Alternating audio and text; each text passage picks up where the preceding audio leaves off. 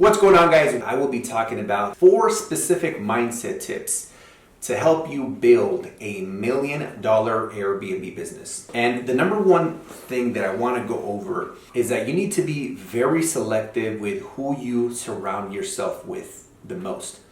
Right? There's that saying, it never gets old. You are the average of the 5 people that you surround yourself with the most. If you surround yourself with 5 people that are broke, always whining, complaining, they hate their jobs, they hate their life, they're out of shape, guess what? You're about to be number 6.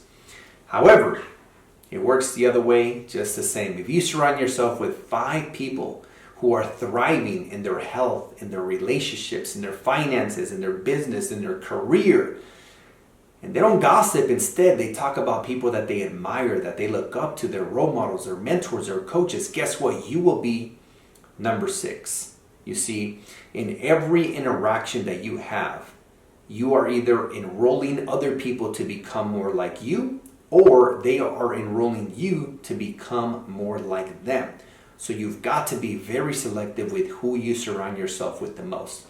I remember one time my mentor once said, Jorge, if you can't change your friends, change your friends.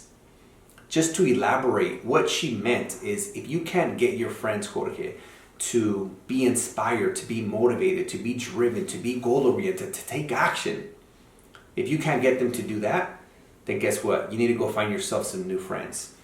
And that's why personally, I've surrounded myself over the years with people that have always done more. Why? Because when I surround myself with people that are playing at a whole other level than I am, it makes me feel like I need to step up. It really inspires me to kick things into the next gear.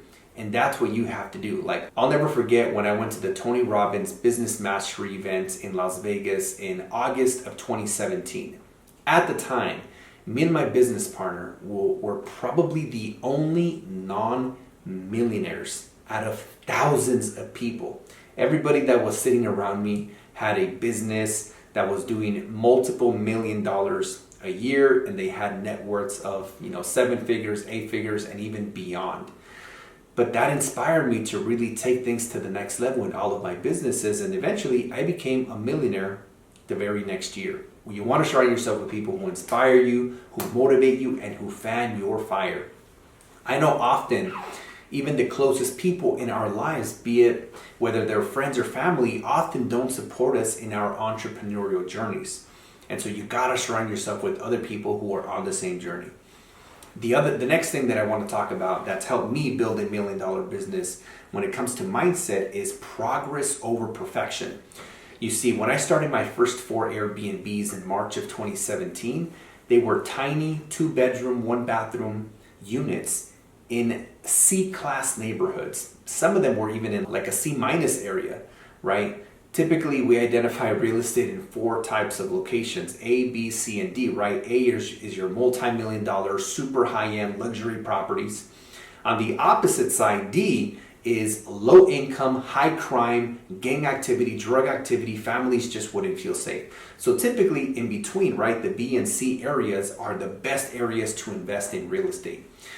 And these properties, again, were in C to C- neighborhoods. They were not in the greatest neighborhoods. They weren't the greatest properties. They didn't have pools or game rooms. They were very basic. But at the time, that's all I could afford. And that's what I mean about focus on progress, not perfection, is as long as you get started and make progress in the right direction, guess what? It's just a matter of when you'll be successful, not if you'll be successful. The only people where we have to wonder if they will ever be successful is those who actually never get started. The properties that I acquire today through subleasing or purchasing are super high-end areas, typically in B-class neighborhoods. I want the best. At this point in my life, I only want the best. And that's with real estate and Airbnbs too. I want the top properties that are going to produce the most amount of revenue and ultimately cash flow. But again, I didn't start that way. So whatever you can do today, just get started and build from there. The third thing that I want to talk about is leverage. Leverage is the name of the game. Leverage is how wealthy people become wealthy. You see, a lot of people will limit the amount of projects they can do, or the level of projects they can do because they're limited in capital.